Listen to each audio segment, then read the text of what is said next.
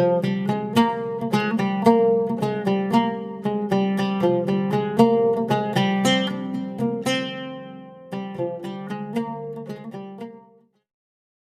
ini tidak berfokus pada tampilan video, melainkan berfokus pada materi yang akan disampaikan. Sebelum mendengarkan, kami hanya sekedar mengingatkan, jangan lupa mengucapkan basmalah. Selamat mendengarkan.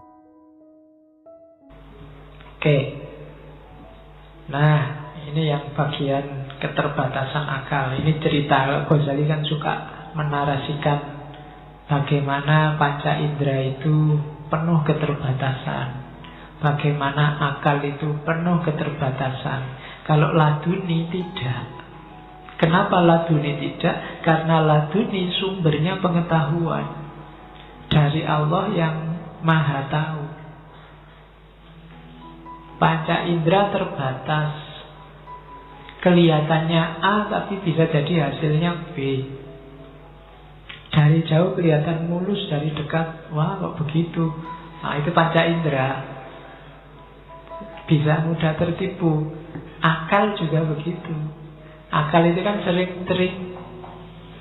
Yang baik kelihatan jelek, yang jelek kelihatan baik, itu akal. Akal sering tertipu. Merasa orang soleh tapi ternyata sebenarnya belum soleh. Itu ketertipuan akal. Dalam banyak kasus sering terjadi. Nah, kalau akal sama panca indera terbatas, kalau ladunia tidak. Kenapa? Karena ladunia sumbernya langsung dari Allah. Karena dari Allah ya udah ada batasnya, sudah isinya bisa macam-macam. Ad-dunya wa ma fiha wal akhirah wa ma fiha bisa. Makanya para wali itu kadang-kadang bisa bahkan membaca akhirat. Nanti baca biografi para wali, mungkin kamu cek-cek kitab-kitab semacam Tadhkiratul Auliya, itu biografinya para wali. Akhirat aja dibaca, apalagi dunia, apalagi kayak acara karma itu yang kamu pernah melakukan ini, itu lebih gampang lagi kalau Allah menghendaki. Jadi tidak ada batasnya.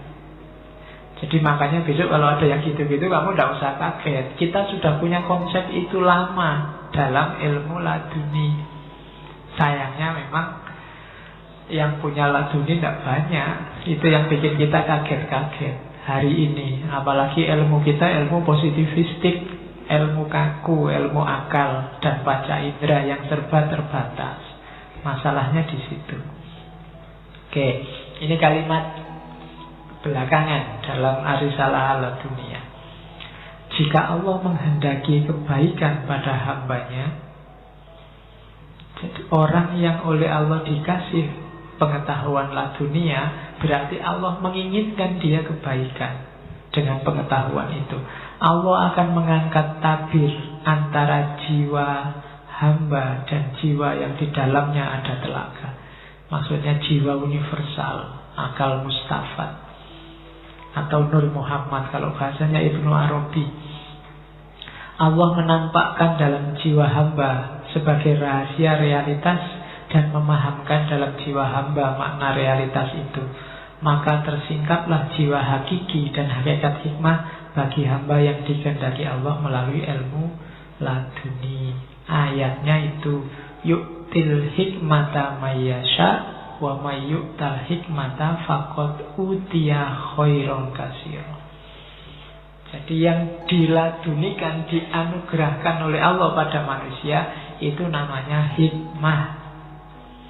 Makhluk yang bernama hikmah ini kan yang kita kejar-kejar dengan ngaji filsafat sejak berapa tahun yang lalu. Itu kalau Allah menghendaki kamu tidak perlu capek-capek ngaji, langsung dapat masuk dalam jiwamu tentang hikmah ini. Dan ini diberikan Allah tanpa syarat apa-apa kecuali satu hal syaratnya, mayyasha, yang diinginkan oleh Allah saja. Maka jadikan dirimu sebagai orang yang diinginkan oleh Allah. Syarat pertama pasti kamunya sendiri harus menginginkan Allah. Kalau kamu tidak menginginkan Allah, tidak mungkin Allah menginginkan kamu. Jadi mayyasha. Dan orang yang dapat hikmah ini faqad utiya khairan katsira, pasti dia dapat kebaikan yang banyak. Wa ma yadzakkaru illa ulul albab, dan tidak akan berzikir, tidak akan ingat tentang hal-hal semacam ini kecuali ulul albab, orang yang peka kolbunya, orang yang jernih kolbunya, itu ulul albab. Maka ini Al-Quran. Jadi kalian cari sendiri jalan biar kita diridhoi oleh Allah, Allah menginginkan kita. Nah nanti dalam hidup ini kenapa sih ada laduni? Karena hidup ini variabelnya dua. Ada sunnatullah, ada qudratullah. Sunnatullah itu hukum Allah yang pasti. Kalau ini kita bisa belajar secara husuli, secara ta'allum insani. Tapi yang qudratullah tidak. Kita menempuh qudratullah satu-satunya jalan ya secara laduni, pengetahuan dari Allah langsung. Laduni bisa juga tentang sunnatullah, tapi dia juga bisa tentang qudratullah. Tapi ta'allum insani yang model manusia bisanya hanya sunnatullah, tidak bisa qudratullah. Sunnatullah itu kalau kamu tidak makan 3 hari mesti kelaparan, itu sunnatullah. Tapi tidak makan 3 hari kok kamu masih ketawa-ketawa santai, itu qudratullah. Ya. Jadi intervensinya Allah. Sunnatullah itu kamu loncat dari gedung lantai 20 dan tewas, itu sunnatullah. Kita memedomani sunnatullah. Tapi kamu loncat dari gedung lantai 20 kok pas di bawahnya ada truk bawa kasur banyak, itu qudratullah, kehendaknya Allah. Sunnatullah itu kamu cakep dapat pasangan cakep. Qudratullah itu kamu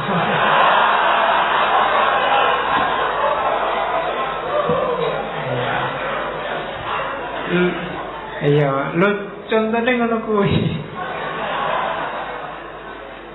Nah, dan qudratullah saya bilang tadi, qudratullah hanya bisa ditangkap oleh ilmu laduni. Ilmu biasa tidak masuk akal Pak, tapi betul laduni. Jadi kalau kalian punya pacar cakep terus ada, wah tidak masuk akal, ini memahaminya pakai laduni. Tidak bisa pakai ilmu biasa. Karena memang itu yang saya bilang tadi, Allah anytime intervensi. Kapanpun Allah bisa intervensi. Jadi namanya qudratullah. Dari situ ilmu laduni bermain. Kalau ilmunya manusia biasa yang kita kejar hanya bisa menjangkau yang sunnatullah. Kalau ada orang tanya, Pak, loncat dari lantai 20 tewas enggak Pak? Jawabannya iya, mesti tewas. Kenapa? Karena kita manusia, ngertinya yang sunnatullah. Meskipun ya enggak mesti juga. Kalau Allah nolong kemudian itu levelnya qudratullah. Bukan ranah kita, tapi masih ada kesempatan enggak tewas. Tapi levelnya qudratullah. Makanya manusia disuruh berdoa. Kalau hanya sunnatullah, kita enggak pakai berdoa. Tidak berdoa, wong semuanya sudah pasti. Kalau saya jelek, miskin kayak gini, ya mesti dapatnya ya tidak jauh-jauh dari itu. Itu sunnatullah. Tapi kan jangan khawatir, ada qudratullah. Iya, jadi pada saatnya Allah bisa intervensi, tenang saja. Nah itu qudratullah. Dan ini levelnya ladunia, ilmu laduni. Oke. Saya pinjamkan dari Suhrawardi seperti janji saya tadi. Berarti apa? Untuk dapat isroki, bahasanya Suhrawardi, untuk dapat laduni, prosesnya ada 4. Yang pertama penting adalah proses mempersiapkan diri.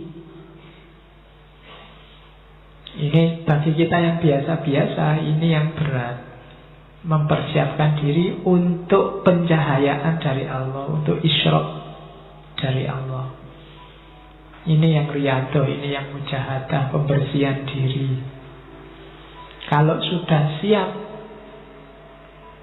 mengalami yang kedua, iluminasi, isyraqi.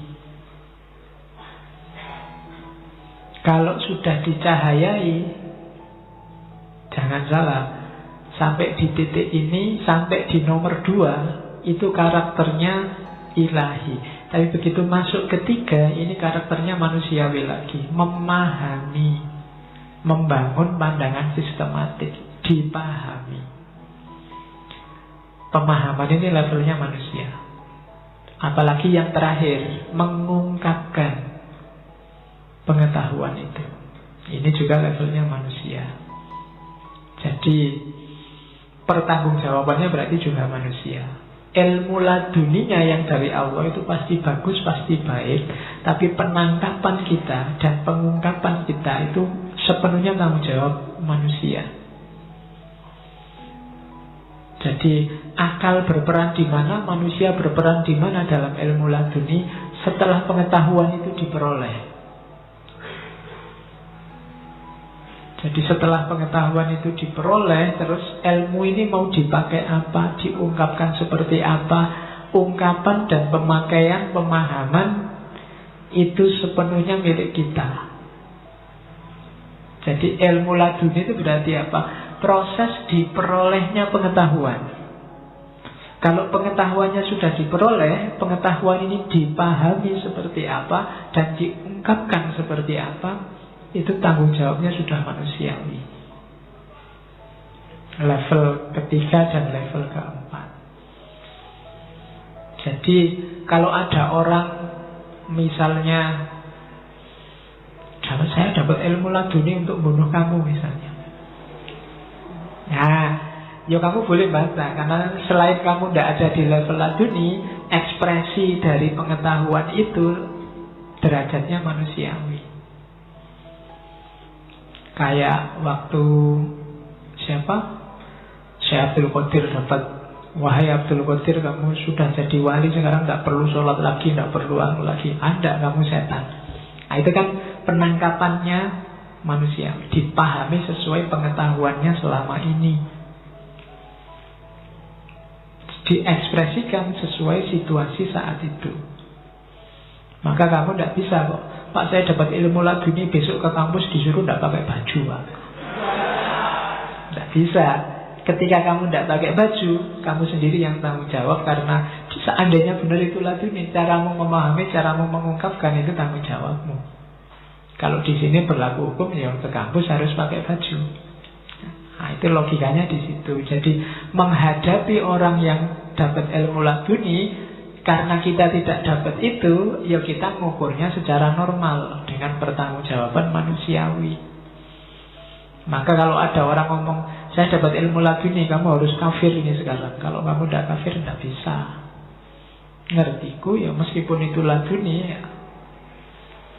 Jadi itulah kalau menurut Suhrawardi tahapan-tahapannya. Jadi yang tidak harus ilmu itu mulia karena sumbernya dari Allah, tapi ketika diekspresikan, diungkapkan, kalau tidak, kita bukan yang alami, ya tetap tidak masalah kita hadapi sesuai dengan wawasan pengetahuan kita selama ini. Karena kita tidak ikut mengalami itu, yang sifatnya subjektif, dia yang mengalami saja. Nah, itu proses selanjutnya. Sebelum lanjut, jangan lupa dukung channel ini, tentunya dengan cara like, komen, dan subscribe. Terima kasih. Ini kalimatnya Suhrawardi bagus. Saya ambil ya. Way of reason and way of intuition adalah saling melengkapi. Ya laduni itu menarik, cuma ya tetap kita butuh way of reason. Dua-duanya saling melengkapi. Nalar tanpa intuisi atau iluminasi adalah kekanak-kanakan. Kalau bahasanya Hussein Nasr kemarin, reduktif dan setengah buta. Setengah buta itu kayak mata yang hanya bisa satu yang melihat, serta tidak akan mendapatkan keseluruhan kebenaran dan intelek yang transenden. Sebaliknya, intuisi saja tanpa dukungan logika dan kemampuan rasional akan tersesat dan selanjutnya tidak akan mampu mengekspresikan dirinya secara cermat dan metodologis. Ya karena kita hidup di dunia mengikuti hukum sunnatullah, pakai akal. Tapi akal ada kelemahannya, tidak segalanya dibantu oleh petunjuk dari Allah. Bisa wahyu, bisa ilham.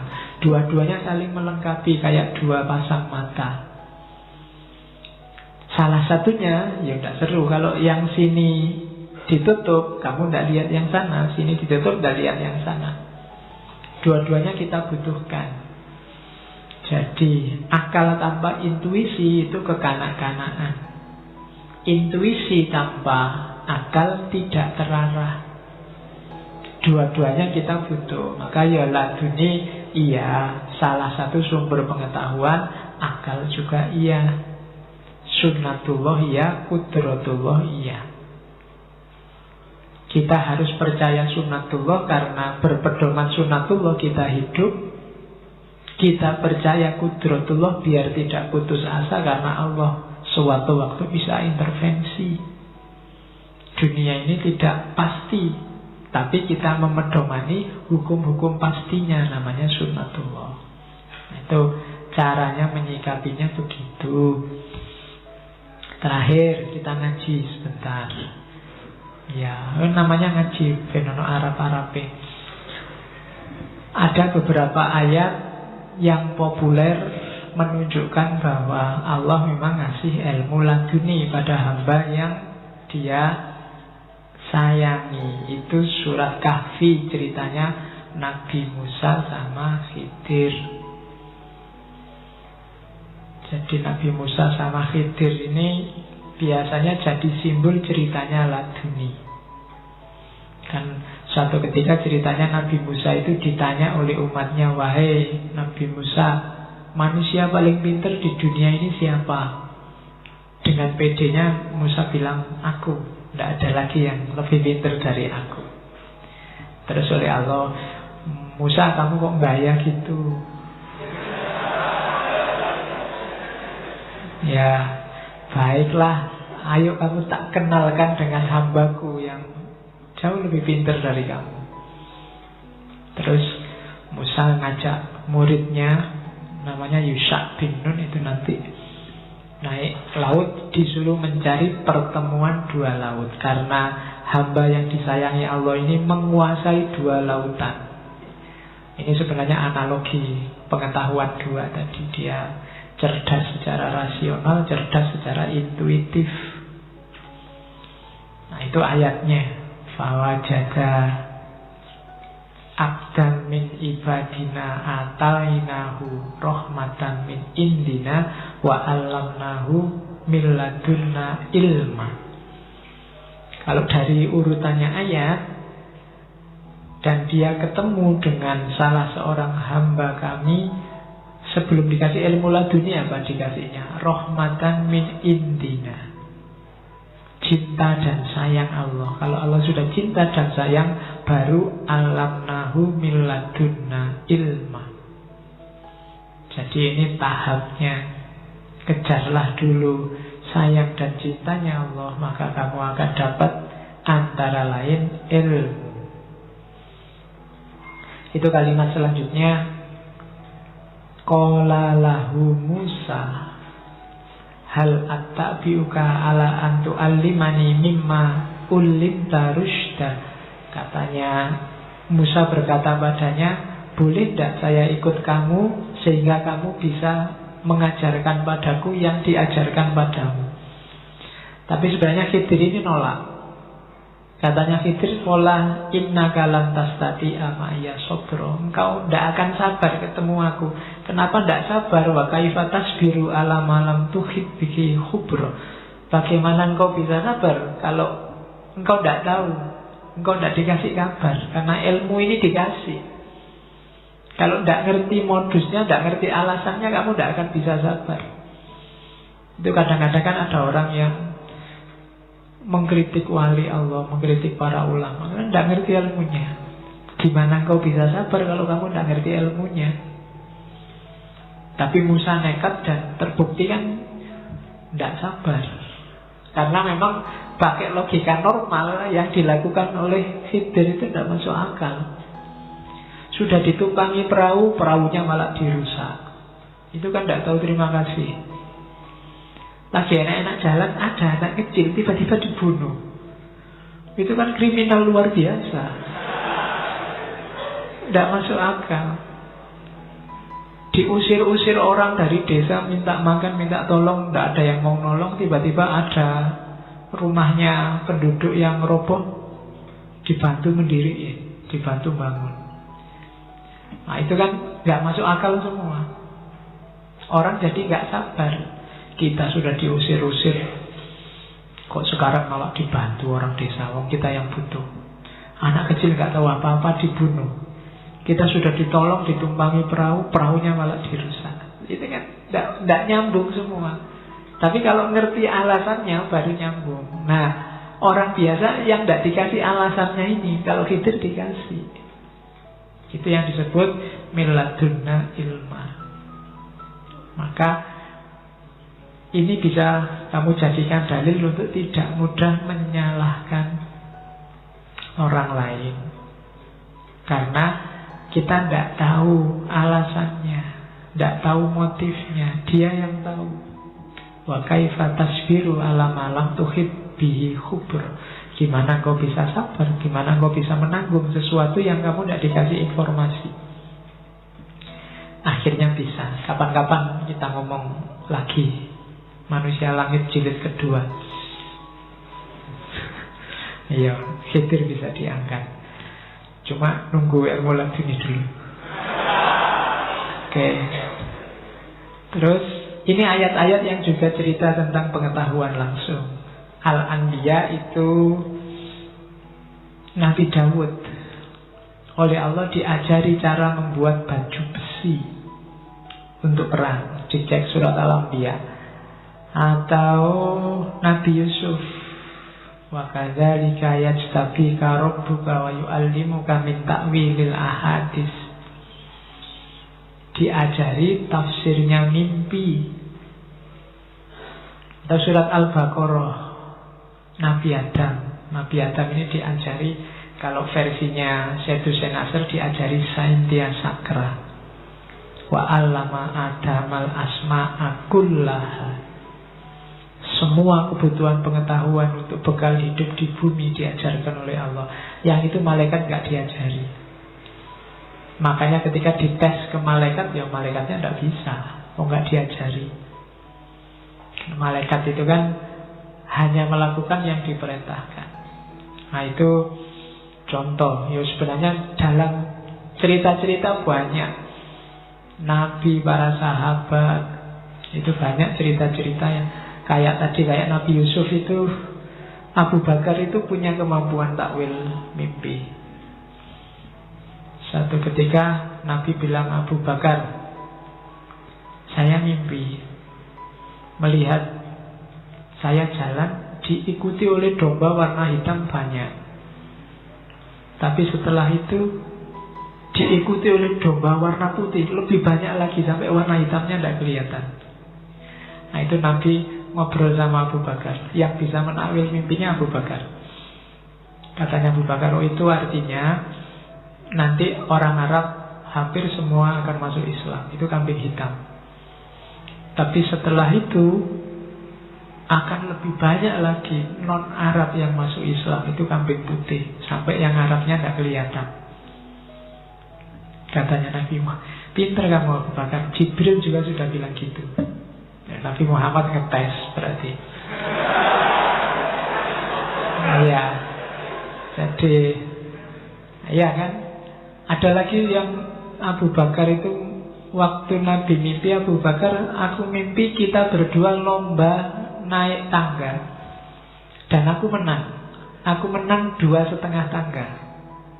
Katanya Abu Bakar, oh itu maknanya nanti Nabi akan meninggal duluan, 2,5 tahun setelah itu baru saya. Dan ternyata ya pas. Kekhalifahan Abu Bakar kan 2,5 tahun, terus beliau meninggal. Itu Abu Bakar. Belum lagi Umar. Kalau Umar ya lebih canggih lagi. Umar itu enak-enaknya khutbah Jumat terus teriak-teriak, wahai Sariyah, lari ke balik gunung, lari ke balik gunung. Itu teriak-teriak begitu. Sahabat iki lu, orang khutbah kok teriak-teriak, tidak jelas ini. Waktu ditanya katanya Umar, ya waktu dia khutbah dia melihat pasukannya sedang perang di Nahawan, perang di daerah Persia.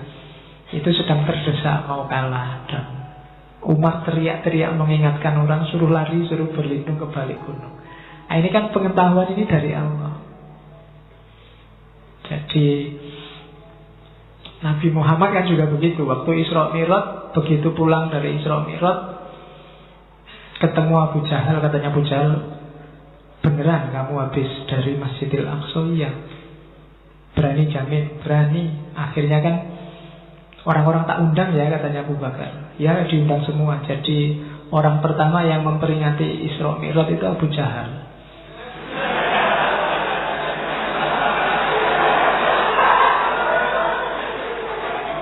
Loh iya, dia bikin terus kumpulan, wahai orang-orang Arab, ini Muhammad ngaku habis dari Masjidil Aqsa dan pagi ini sudah di sini lagi. Itu kan diperingati pagi-pagi oleh Abu Jahal.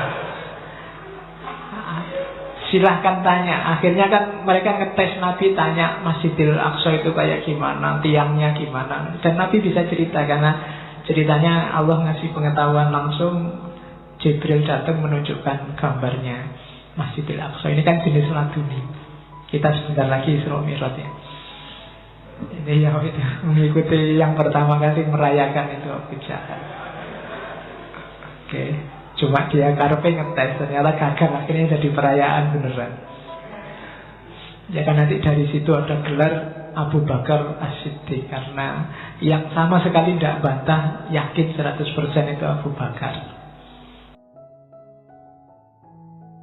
Terima kasih telah menonton video ini hingga akhir. Semoga video ini bermanfaat untuk kita semua. Terima kasih. Selamat beraktivitas kembali.